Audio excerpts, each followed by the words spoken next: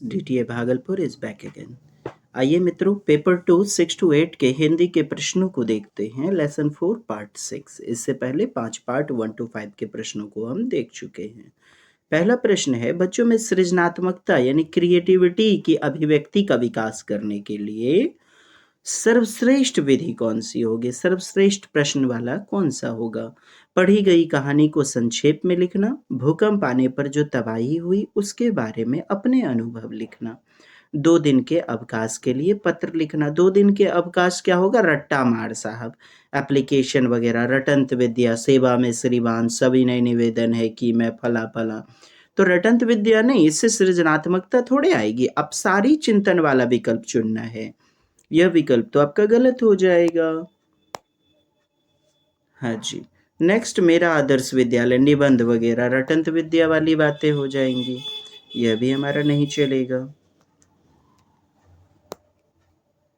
हाँ जी। फिर उसके बाद है आपका भूकंप आने पर जो तबाही हुई या फिर पढ़ी गई कहानी को संक्षेप में लिखना। मतलब पढ़ी गई कोई सी भी कहानी उसको शॉर्ट में लिखना, संक्षेप में लिखना। सृजनात्मकता तो इससे भी आएगी। और भूकंप आने पर जो तबाही हुई, भूकंप की विभीषिका, बच्चे क्या है ना, रटते हैं, उसके बारे में अपने अनुभव लिखना। अपने अनुभव लिखना, इस प्रकार तो यह दमदार हो जाएगा, अपने अनुभव लिखना। यहाँ देखें, 1 नंबर हमारा उत्तर होगा। कहानियाँ जो है बच्चे की वास्तविक ज़िंदगी से जोड़ कर के होती हैं और कहानियाँ रोचकता लाती हैं, नो टेंशन। लेकिन भूकंप, बड़ी-बड़ी शब्दावलियाँ वगैरह, यहाँ यदि 1 नंबर नहीं होता तो हम 2 नंबर के साथ जाते। 1 will be the right answer. कहानियाँ, थ्योरी ऑफ इंटरेस्टनेस, बच्चे की लोकपरकता, चिंतनता की ओर, तार्किकता की ओर ले जाती है कहानी, कविताएं, है ना साहब। सृजनात्मकता को विकसित करेगी। 1। भाषा के आधारभूत कौशलों में सर्वोपरि, लीजिए भाषा के बेसिक स्किल्स, आधारभूत कौशल। तो मेन रूप से जो आधार होता है, बेस होता है, तो सुनना, और फिर बच्चा पहले क्या सुनता है, माँ के वुम्ब से ही फिर बोलता है। तो सुनना और बोलना 1 नंबर में है। पढ़ना लिखना सर्वोपरि है। और 4 नंबर में सुनना, बोलना, पढ़ना और लिखना। यहाँ पर लिखना छूट गया है, लिखना होगा। हाँ जी। तो ये तो भाषा के 4 कौशल हो गए।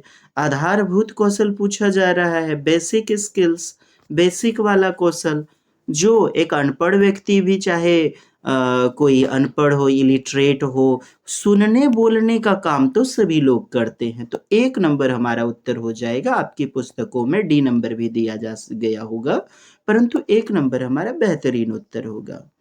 बेसिक टाइप के स्किल्स, ये ग्रहयात्मक, रिसेप्टिव या उत्पाद कौशल, प्रोडक्टिव नहीं पूछा जा रहा है, बेसिक स्किल्स पूछा जा रहा है। 1 नंबर होगा इसीलिए।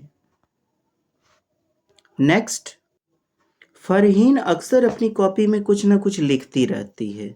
एक भाषा शिक्षक होने के नाते आपकी क्या प्रतिक्रिया होगी? तो आप एक टीचर हैं, ठीक है साहब, मैडम जी हैं, तो आप क्या प्रतिक्रिया दोगे? 6 to 8 सितंबर 2014 में पूछा गया है। तो फरहीन को कोई बीमारी है, उसका इलाज करवाया जाए, ये बताइए। बाल केंद्रित शिक्षा का हनन वाला बात हो गया ना, ऐसी बातें नहीं, ये निगेटिव, बच्चों के पक्ष की निगेटिव बातें। फरहीन को कॉपी के पन्ने खराब करने की आदत, फिर वही बच्चे की निगेटिव बातें। फरहीन अपने मन की बातों को अभिव्यक्ति चाहती है, अच्छी बात है, उसके लेखन को कक्षा में प्रदर्शित किया जाए जिससे अन्य बच्चों को भी सराहना मिलेगी। फरहीन को कुछ न कुछ करने की आदत है, इस पर ध्यान देने की जरूरत नहीं, लीजिए। फिर बाल केंद्रित, चाइल्ड सेंटर्ड एजुकेशन का हनन, सी नंबर हमारा उत्तर हो जाएगा। मैंने कुछ ना कुछ लिखती है, रहती है, तो बच्चा एक्टिव है साहब, वो अभिव्यक्त करना चाहती है, एक्सप्रेस करना चाहती है अपने विचारों को, और नोट करती है, पॉइंट नोट करती है। मुहावरे, लोकोक्तियां का प्रयोग, तो मुहावरे वगैरह, आइडियम्स, फ्रेजेज क्या करते हैं? भाषा शिक्षण का एकमात्र उद्देश्य, केवल यही एक उद्देश्य है, एकमात्र, केवल ही, यह सब बातें नहीं चलेंगी। दूसरों को प्रभावित करने का सरल तरीका, दूसरों को इम्प्रेस करने का यह हमारा क्या औचित्य हो गया।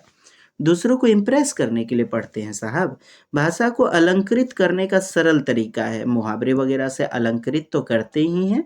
नाच न जाने आंगन टेढ़ा, जैस बाप तस बेटा, लाइक फादर लाइक सन, अलंकृत तो करते हैं। अलंकृत माने सुशोभित करना, फिगर ऑफ स्पीच। अलंकृत अलंकार करना, जिस प्रकार गहना वगैरह जेवर पहनते हैं सुशोभित करने के लिए मनुष्य अपने आप को, उसी प्रकार वाक्यों में, काव्यों में चार चांद लगाने के लिए अलंकार का प्रयोग किया जाता है। फिगर ऑफ स्पीच, चाहे वो उपमा अलंकार हो, उत्प्रेक्षा अलंकार हो, अतिशयोक्ति अलंकार, सलेश अलंकार, रूपक अलंकार इत्यादि भाषिक अभिव्यक्ति को प्रभावी बनाती। कितनी बेहतरीन, 3 से भी तो बेहतरीन है। भाषा की अभिव्यक्ति को बेहतरीन बनाती है, प्रभावी, इफेक्टिव बनाती है। कि जल्दी से यहाँ से 9-2-11 हो जा, ऊंचा दुकान फीकी पकवान, ये सब साहब लोकोक्तियां, मुहावरे वगैरह जो है भाषा को प्रभावशाली बनाती है। डी बेस्ट उत्तर। पढ़ना के बारे में कौन सा कथन उचित नहीं है? तो पठन सामग्री का बच्चों की समझ और पूर्वानुभव यानी कि पूर्व जिंदगी से, पूर्व अनुभव से, प्री एक्सपीरियंस से संबंध होना चाहिए। हाँ, होना चाहिए, पूर्व जिंदगी से जोड़ना होना चाहिए पढ़ाई को, पठन को। सक्षम पाठक प्रत्येक शब्द पर ध्यान देते, जो एक्टिव रीडर होते हैं वो प्रत्येक पाठ पर ध्यान देते हैं। देखते हैं और विकल्प। अक्षर की विशेष आकृति और उसकी एक खास ध्वनि होती है।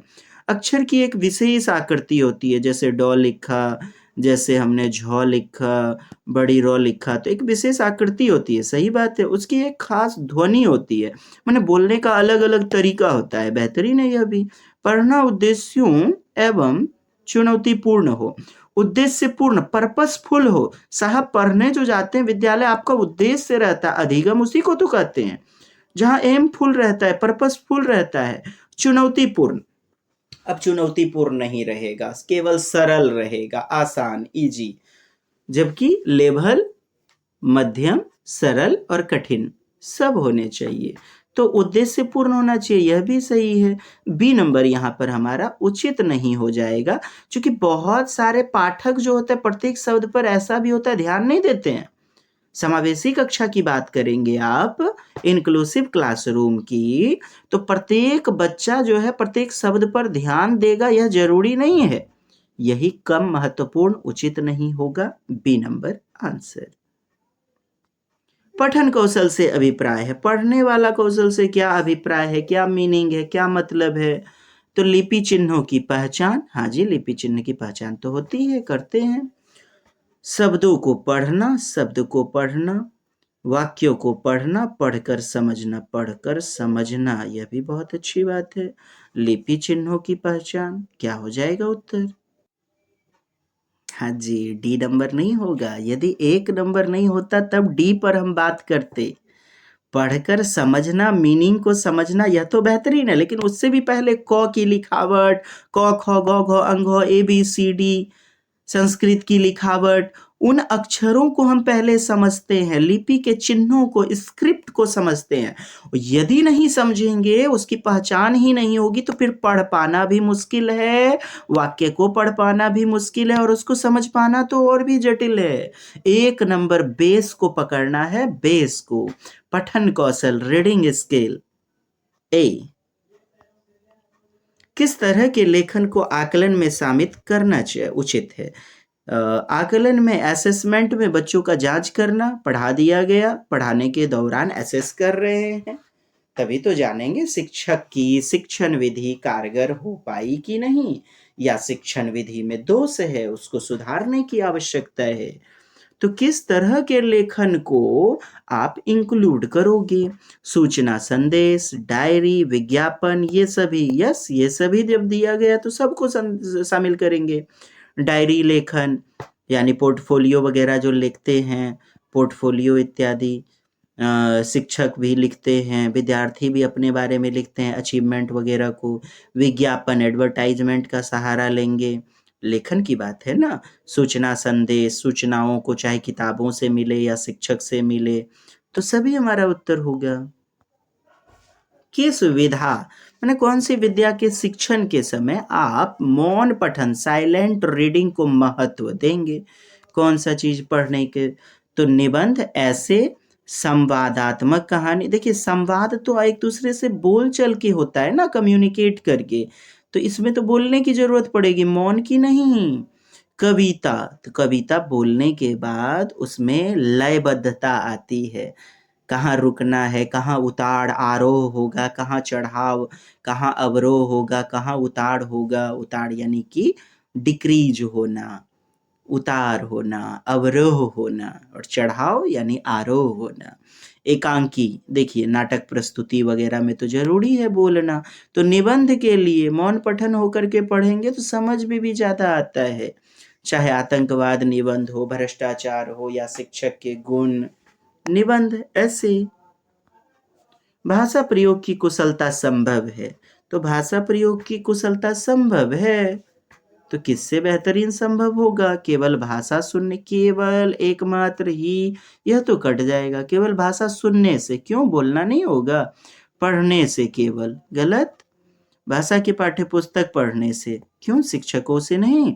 अधिक से अधिक भाषा प्रयोग, यस, जीवन में प्रयोग कीजिएगा, भाषा का यूज कीजिएगा, तो इससे भाषा की कुशलता बढ़ेगी, एक्टिविटी बढ़ेगी, स्किलफुल होगा एक बच्चा।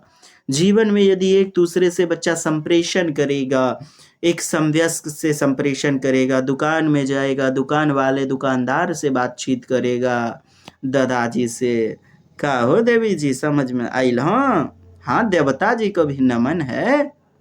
डी नंबर, बच्चों की लिखित कार्य के आकलन में सर्वाधिक महत्वपूर्ण है लिखित कार्य का आकलन, असेसमेंट। हाँ, तत्सम शब्दों का प्रयोग, तत्सम शब्द का प्रयोग, इससे क्या, इससे केवल हो जाएगा, सारे चीजों को लेना है ना साहब। तत्सम, तत्सम समझ रहे हैं ना? तत्सम, तद्भव, तद्भव जो होता है हिंदी भाषा का शब्द और संस्कृत भाषा का शब्द तत्सम।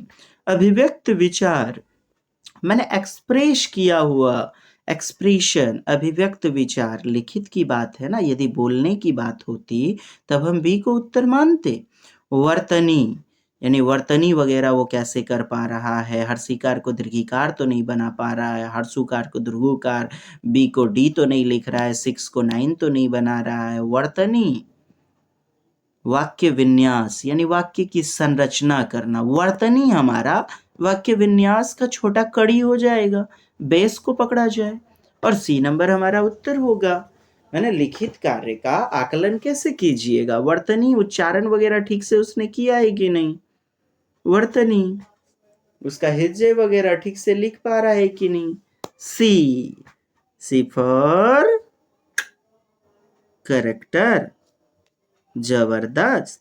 हाँ, तू लोग के तो है वे किया। चला दोस्त, मिला तानी नई का वीडियो में। जय हिंद, जय भारत, वंदे मातरम।